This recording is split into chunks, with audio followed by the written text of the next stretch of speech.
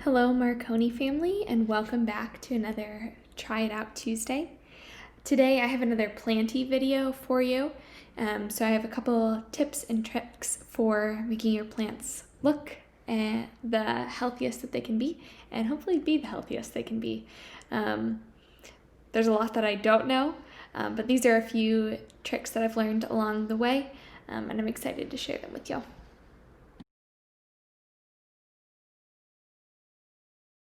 Okay, so the first thing I wanted to share with you is about watering. So a couple things with watering. The first thing is that I've learned to let your water sit out. So in Philadelphia, our water has a lot of chemicals in it. So if you let it sit out, some of those will kind of off gas on their own.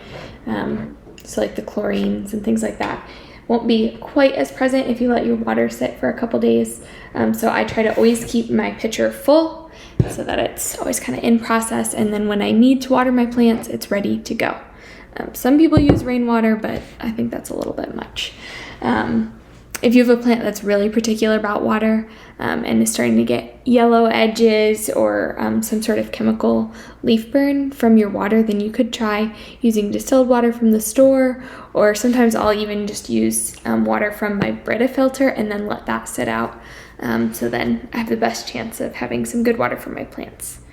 The second thing about watering that I've learned is that you don't always want to water from the top.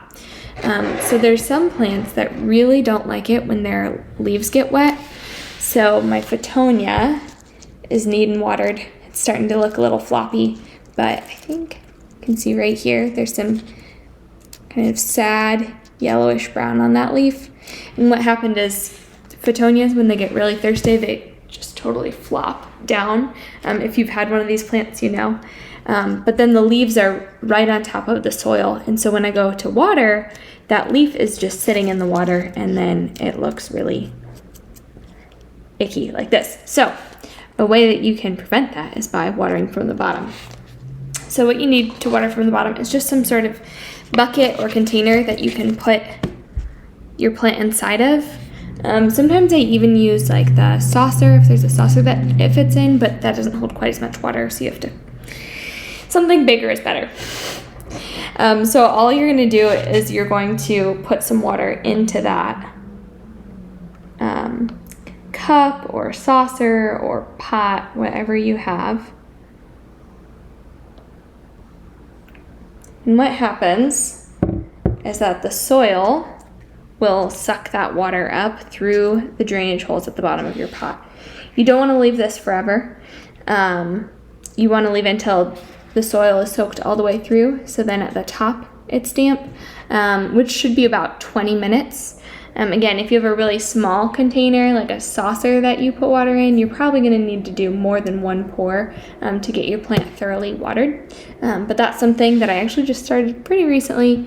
This is also good for plants like Tradescantia that have fuzzy leaves.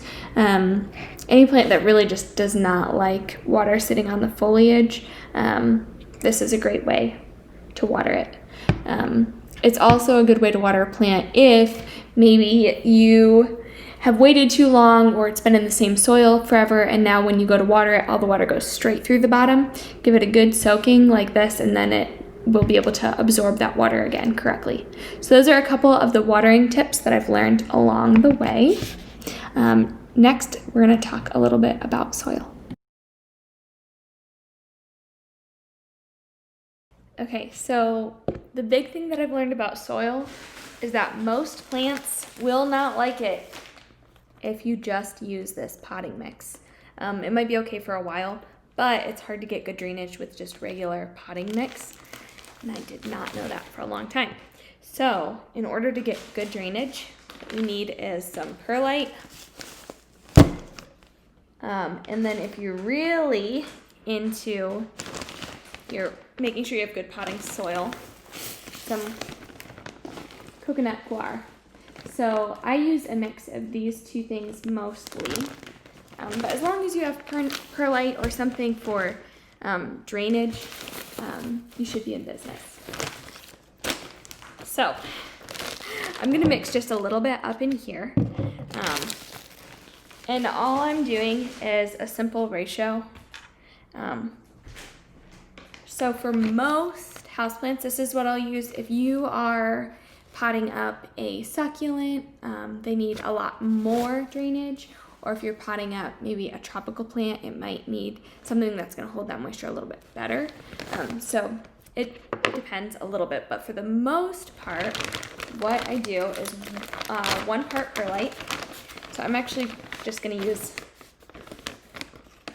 I'll just use my hand for 1 scoop. So I'll try to make my handfuls the same size. So I'll do 1 part perlite. And then 2 parts of the cocoa coir. I don't know how. I've heard it said different ways. I think it's cocoa coir, maybe. Anyway, 2 parts of that.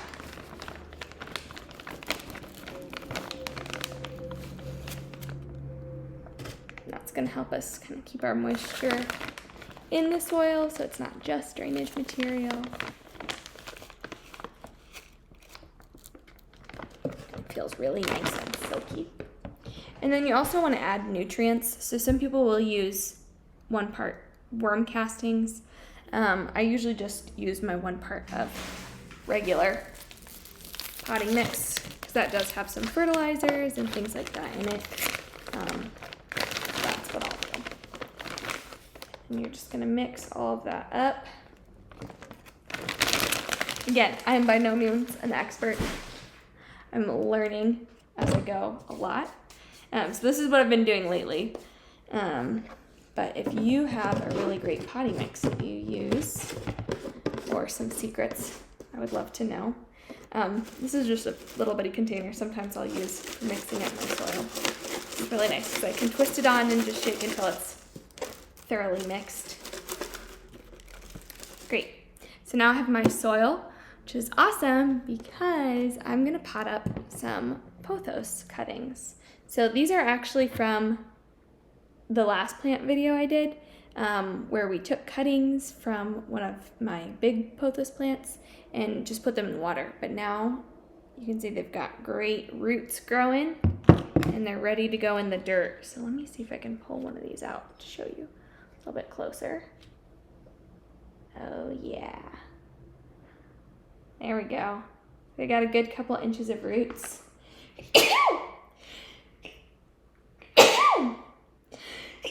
Oh, excuse me. So these guys are ready for some dirt. Okay. So I've got my little grow pot here and it's got holes in the bottom for good drainage. It's always important. I'm just gonna put some of my soil down in there.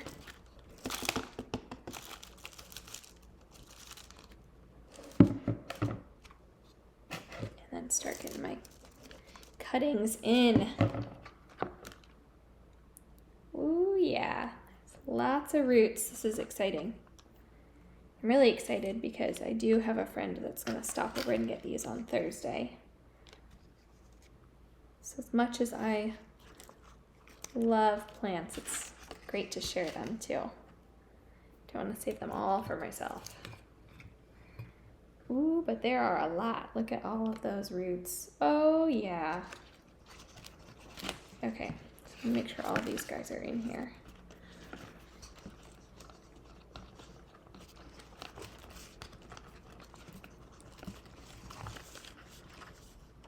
Oh, this is gonna be a crazy one.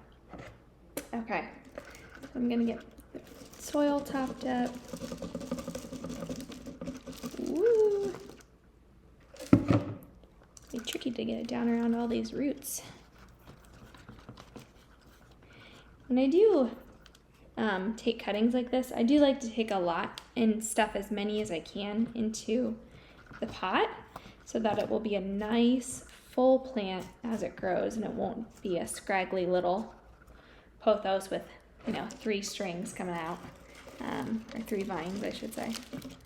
So I like to add as many cuttings as I can stuff in.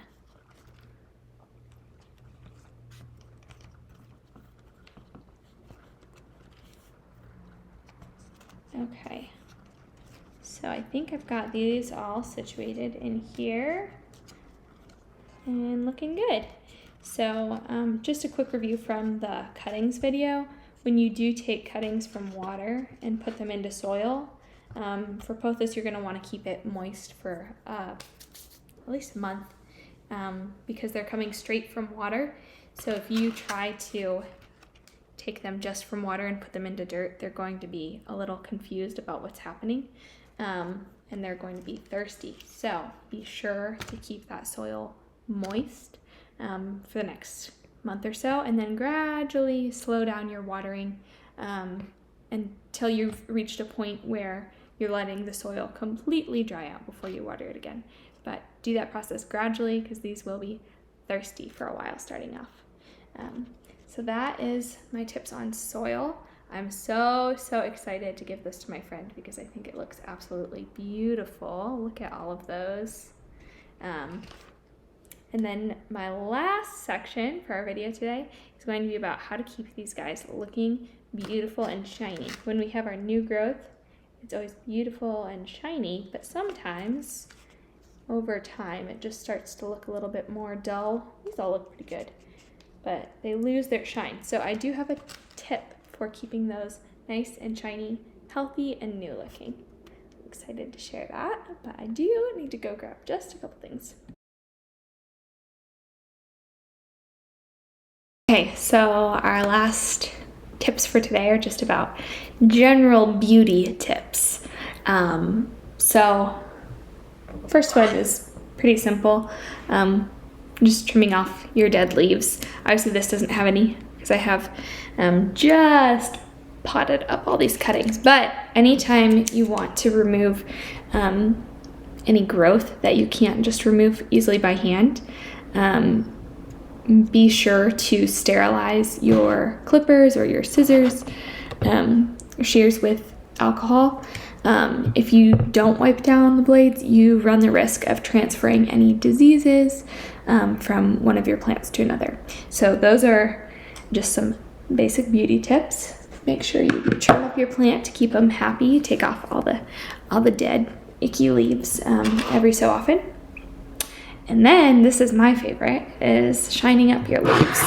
So supposedly you can use warm water and just a drop or two of dish soap and it works just as well. But what I've always used is neem oil. So diluted neem oil, make sure you dilute according to the instructions on the bottle. I have it in a spray bottle. Sometimes I'll spray it directly on the plant, sometimes I'll just spray it onto my rag. You're going to use a soft cloth to wipe down your leaves. And what I really like about neem oil is that it shines up your leaves, it makes them really pretty, but it also is a gentle pest remover. So if you have spider mites, that's how I got started with neem oil, is they'll get rid of spider mites. You have to use it pretty regularly to get rid of them, but it is helpful even in just preventing pests if you wipe down every so often and shine up your leaves. So I do the tops and the bottoms of the leaves. And this also is just getting all the dust off. So if your plants are getting dusty, shine them up with some neem oil and they will look wonderful. So they don't want all that dust on their leaves. So top and bottom. And it's also a good time just to check to see if you have any pest issues or anything going on that shouldn't be. So I enjoy this process. It's pretty relaxing and gives me some time just to check in and make sure my plant is doing okay. Just like a little wellness check, I guess.